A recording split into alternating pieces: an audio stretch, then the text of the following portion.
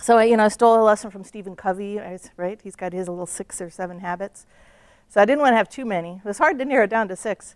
But innovation to me is a way of thinking, of being, and of purposely designing your actions in life to achieve remarkable things that you might not even picture now. And as Matt said, you're doing research here on campus that it's going to, it has the possibility to change the world, or at least change the people you're around, change your communities. And you can't even imagine where that's going to lead. Just keep going down that path. And I wanted to remind you of your heritage. You're here at MSU. You're Spartans.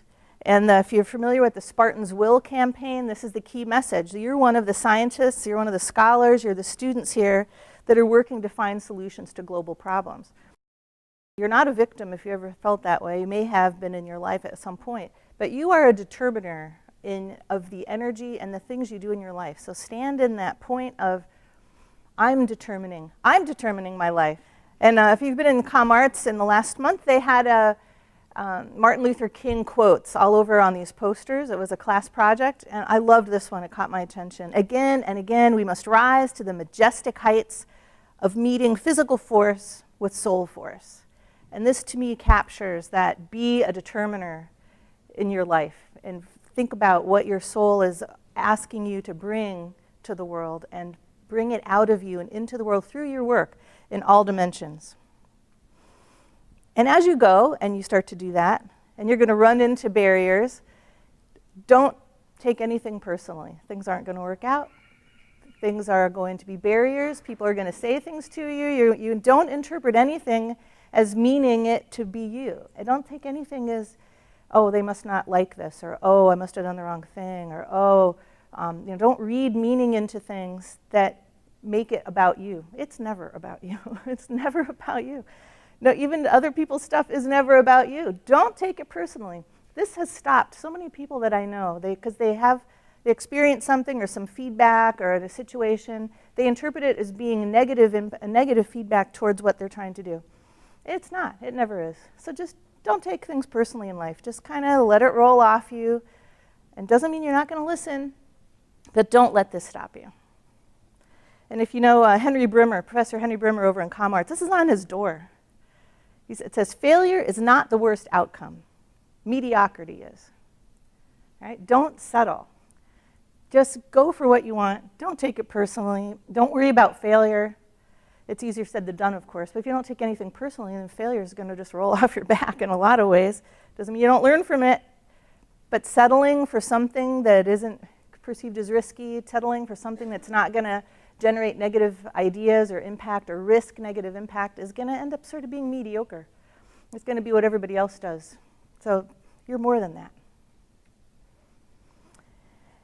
And for all of you introverts out there, which actually is me included, opportunity comes to you throughout your whole life through other people.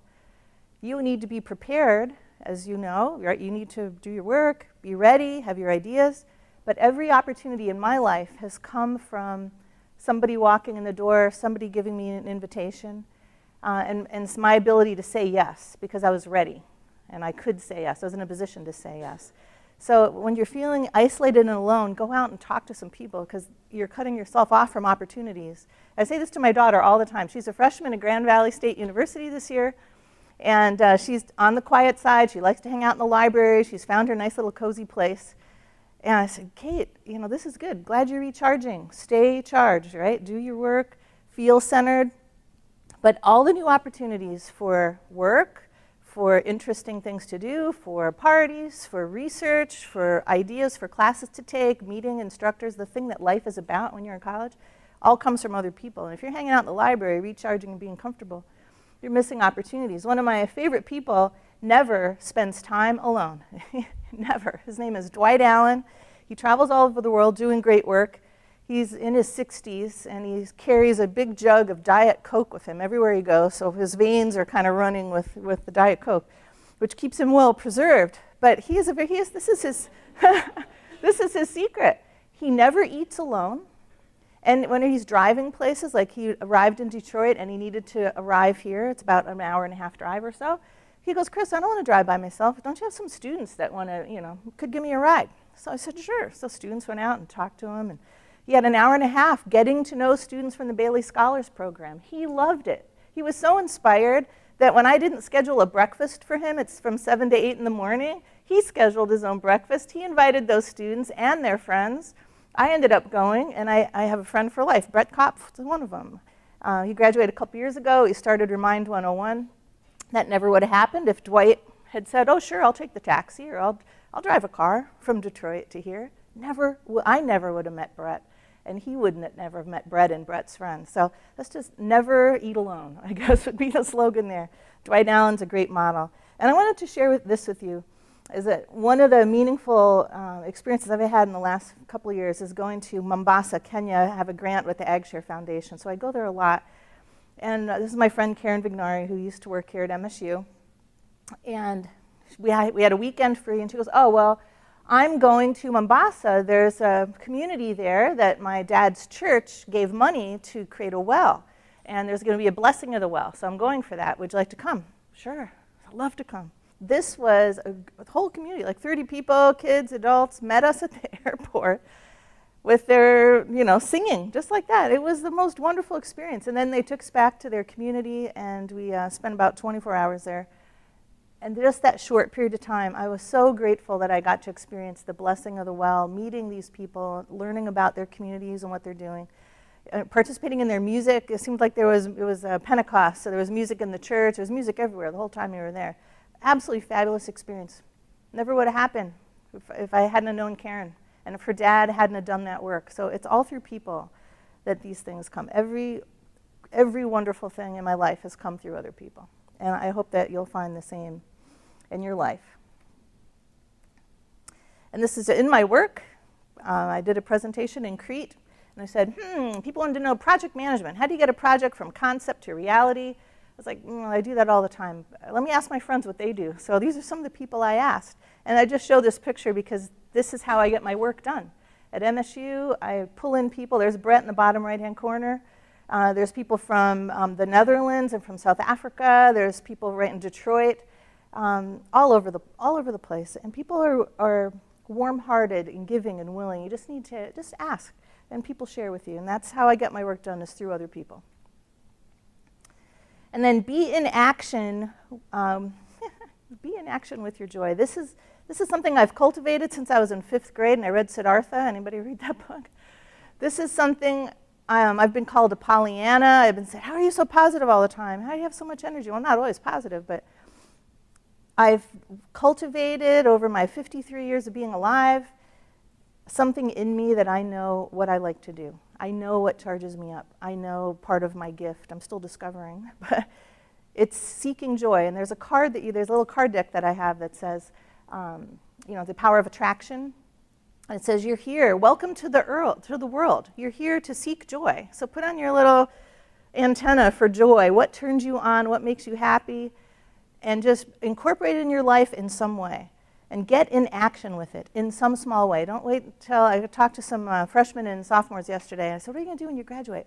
Oh, I really love environmental writing. I love writing stories about people doing sustainable things. That's great. What are you doing now about that? Oh, well, nothing. I'm waiting until I graduate. I'm like, if it's your joy, figure out a way to do it even in a small way now. Other woman, she loved to write movie reviews. Oh, I'd love to be a movie critic and write reviews. Are you blogging about that? Are you doing some little thing in some way that at least gets you in action with what it is you know you love? And we'll see if they actually do that. I would love to see what they write. And this is just a reminder. You don't need money. You don't need to wait till you graduate. Somebody reads the horoscopes in City Pulse. This was from about a month ago. And this was talking about frugal innovation. I thought it was very timely the day that I wrote this, so I kept that. You don't need to wait. Do it now, some tiny little way. And I'll just share with you, this is part of what I do. I am an artist, and I didn't do it for quite a while, and I just came back to it when I turned 50 in a big way. And I do this all on my iPhone because it's convenient. I can take it with me. And this is before pictures from the camera and after. And I openly license these because one of the things I believe is most of the knowledge that we create at MSU and beyond and in our personal lives should be available to everyone in the world to use, distribute, translate, and share in their communities for the common good.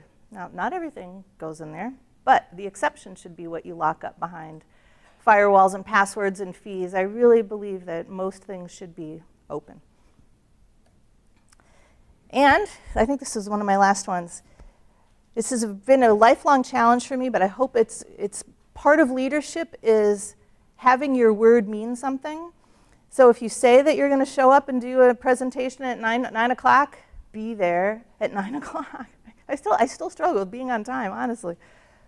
But as a leader, you need to be able to make commitments to yourself. When you write them down and you put them on your list to do and you put them in words, and this is for me, you've got to be able to do them and be able to deliver on what you say. So be careful what you say, but what you say, actually do.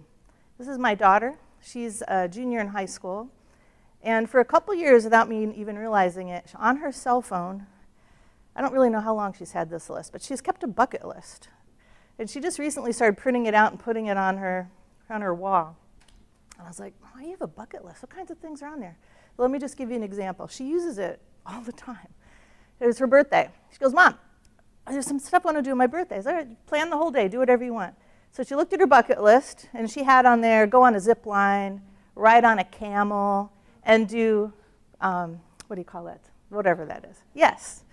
And I said, okay, figure out, plan the day. I'll take you where you want to go. So she planned it. She found a place to do this, what time it was open, and rented it. She found a zoo that in Grand Rapids that had a zip line and a camel. So in one day, she got all 3 things off her bucket list. She practices this muscle. This is a really important muscle. So I think she'll do well at that. It's a great skill to practice. It's a lifelong practicing skill.